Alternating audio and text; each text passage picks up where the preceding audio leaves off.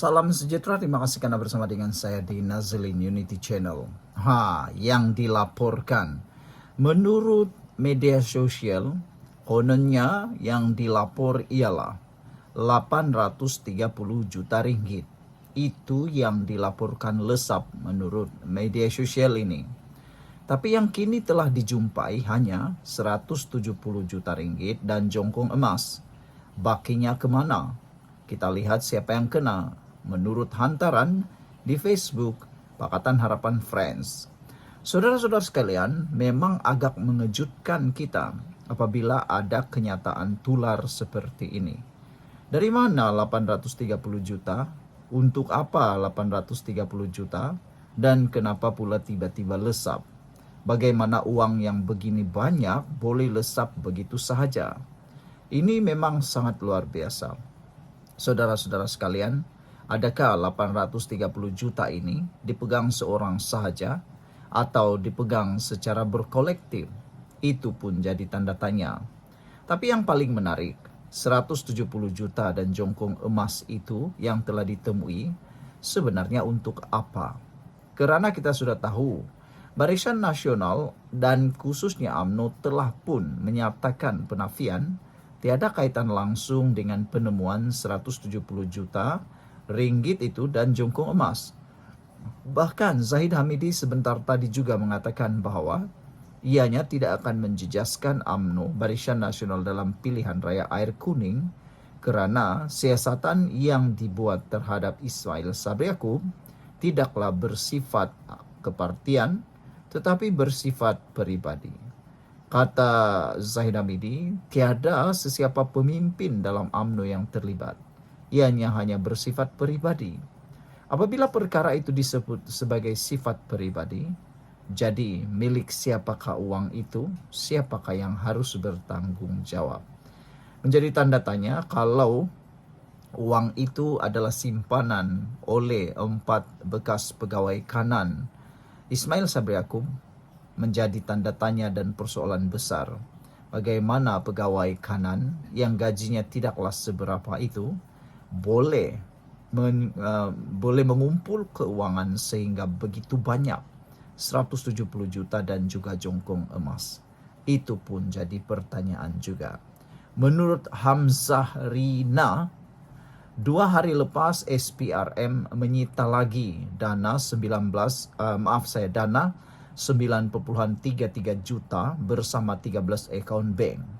SPRM beberapa hari yang lepas telah pun mendedahkan bahawa ada 13 akaun bank bersama dengan 9.3 juta ringgit telah pun disita.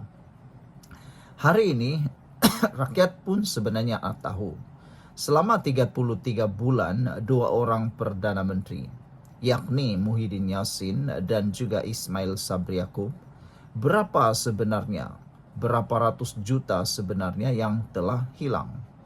Itulah menjadi pertanyaan daripada netizen kerana kita pun tahu Muhyiddin Yassin sekarang pun sedang menghadapi perbincangan berkaitan dengan jana wibawa. Muhyiddin Yassin juga sekarang sudah masuk dalam kluster mahkamah. Jadi tidak salahlah apabila Hamzah Rini ini bertanya, sepanjang 2 orang Perdana Menteri itu menjadi Perdana Menteri, yaitu ketika kerajaan dipimpin Perikatan Nasional bersama dengan Barisan Nasional, berapa sebenarnya uang ringgit kerajaan milik rakyat yang sudah kena sakau. Sebab itulah para penyamun asik menyuruh Perdana Menteri ke-10 letak jawatan. Sampai rakyat pun naik hairan. Kenapa mereka beria-ia sangat? Kalau boleh kata, hampir setiap hari mereka mendesak Anwar Ibrahim letak jawatan. Tetap letak jawatan dan letak jawatan. Mengapa mereka begitu beria-ia sangat nak menebuk atap? Bahkan tak mahu pula tanda tangan MOU. Tak berani pula nak isytiharkan harta. Adakah ini ada udang di sebalik batu? Kenapa? Ini pun menimbulkan tanda tanya dan persoalan hairannya rakyat. Kenapa puak-puak pembangkang ini asik dok desak Perdana Menteri ke-10 letak jawatan? Rupa-rupanya kes Sakau 33 bulan lagi dahsyat, lebih hebat daripada kes 1MDB. Banyak wang negara telah lesap begitu saja, terus berpindah tangan ke tangan para penyakau. Itu pun masih ramai yang menyokong mereka lagi, menurut Hamzah Renia. Mereka yang ada kepentingan pasti akan menyokong penyakau-penyakau tersebut. Kita tidak merasa hairan pun kerana mereka dapat habuan dan laba yang besar. Rakyat biasa seperti kita 1 sen pun tidak mendapat apa-apa, malah telah pun merugikan negara. Oleh yang demikian, rakyat perlu segera sedar, adakah kita patut menyokong mereka yang mengkhianati amanah yang telah kita berikan kepada mereka sebelum ini? Persoalan itu sangat penting. Sekian dulu untuk kali ini. Jangan lupa tinggalkan komen Anda. Salam sejahtera. Terima kasih karena bersama dengan saya di Nazilin Unity Channel. Hari ini kita sudah diberitahu bahwa Ismail Sabri Yaakob telah pun berjaya menghadap SPRM. 5 jam disiasat. Dan pastinya SPRM sudah mendapatkan beberapa maklumat yang penting. Namun demikian, berita buruknya ialah Ismail Sabri Yaakob akan dipanggil lagi esok. Esok pada pukul 9 pagi, Ismail Sabri Yaakob akan hadir lagi ke SPRM. Hari ini telah pun dijawab oleh Azam Baki tentang status keberadaan Ismail Sabri. Apabila ada tular menyatakan kononnya Ismail Sabri Yaakob telah pun direman atau ditangkap oleh SPRM, Azam Baki telah pun menyatakan penegasan bahawa Ismail Sabri Yaakob tidak akan ditangkap. Sebelum itu, bagi mereka yang ada penyakit kencing manis, tinggi darah dan gout, tekan butang produk yang saya sertakan ini.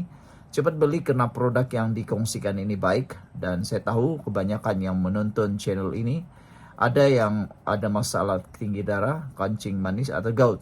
Itu sebabnya saya kongsikan kerana harganya murah dan semuanya baik untuk anda semua. Jadi saudara-saudara sekalian, apa yang mengejutkan kita ialah SPRM akan memanggil sekali lagi Ismail Sabri esok. Untuk hari ini, SPRM telah pun menafikan kononnya Ismail Sabri Yaakob akan direman. Menjadi persoalan ialah, adakah esok pula Ismail Sabri Yaakob pula akan direman? Ketua pengarah SPRM iaitu Azam Baki telah pun menafikan bahawa Ismail Sabri Yaakob ditangkap hari ini. Cuma kita tidak tahulah apa nasib Ismail Sabri pada hari esok. Kerana menurut Azam Baki masih terlalu banyak dokumen-dokumen yang perlu disahkan, yang perlu disiasat dengan lebih teliti. Hari ini sekali lagi, pastinya berita yang disampaikan oleh Zahid Hamidi ini akan membuatkan hati Ismail Sabri Yaakob mungkin luruh dan juga kecewa. Seakan-akan apa yang Ismail Sabri Yaakob lakukan ini memang betul-betul tiada kaitan dengan UMNO. Zahid Hamidi sekali lagi menegaskan bahawa SPRM siasat Ismail Sabri Yaakob tidak akan jejas imej kestabilan UMNO kerana Zahid menyatakan bahawa siasatan itu adalah perkara individu, berkait individu, tiada kaitan dengan UMNO. Jadi kalau itu berkait dengan individu semata-mata, ini jauh lebih besar dan lebih dahsyat, ngeri untuk Ismail Sabri Yaakob. Langsung tiada naratif untuk dapat menyelamatkan Ismail Sabri Yaakob. Kerana sudah berkali-kali UMNO menyatakan pendirian bahawa ianya tidak terlibat, UMNO tidak ada kaitan langsung, Barisan Nasional pun tiada kaitan langsung, dan kali ini Zahid Hamidi menyatakan bahawa Presiden UMNO menegaskan siasatan ke atas Perdana Menteri itu, bekas Perdana Menteri itu adalah perkara individu atau bersifat individu. Presiden UMNO Ahmad Zahid Hamidi menepis kebimbangan berhubung siasatan SPRM terhadap bekas naib presidennya, Ismail Sabri Yaakob akan menjejaskan imej atau kestabilan parti. Zahid menegaskan UMNO tiada terbabit dalam siasatan itu dan dana disita bukan milik parti. Tidak isu kepimpinan atau ahli UMNO terjejas, kata beliau. Kami anggap ini kes pribadi, perkara individu, katanya selepas menghadiri majlis berbuka puasa dengan ahli Majlis Kerja Tertinggi UMNO. Sebelum ini, Setiausaha Agung UMNO Ashraf Wajdi Dusuki dilaporkan memberi amaran parti itu tidak akan teragak-agak untuk mengambil tindakan undang-undang terhadap pihak sengaja mengaitkannya dengan kes berkenan. Ismail Sabri dipanggil sebagai suspek dalam siasatan SPRM ke atas 4 pegawai kanan dikaitkan dengannya. SPRM dilaporkan berkata kira-kira 170 juta ringgit tunai dan 16 kg jongkong emas bernilai jutaan ringgit dirampas dalam serbuan di kediaman 4 pegawai dan 3 premis lain dipercayai dijadikan rumah selamat. Semalam, Ketua Pesuruhjaya SPRM Azam Baki dilaporkan berkata, agensi anti rasuah itu sudah mengambil keterangan 23 saksi lain, tambahan kepada 31 yang disoal siasat sebelum ini. Ahli Parlimen Berai itu dijangka memberikan keterangan kepada SPRM di ibu pejabatnya esok sekali lagi selepas penangguhan pada 5 dan 7 Mac lalu. Ismail Sabri pingsan di rumahnya pada 22 Februari lalu dan dimasukkan ke hospital disebabkan masalah berkaitan tekanan darah. Sekian dulu untuk kali ini, jangan lupa tinggalkan komen Anda.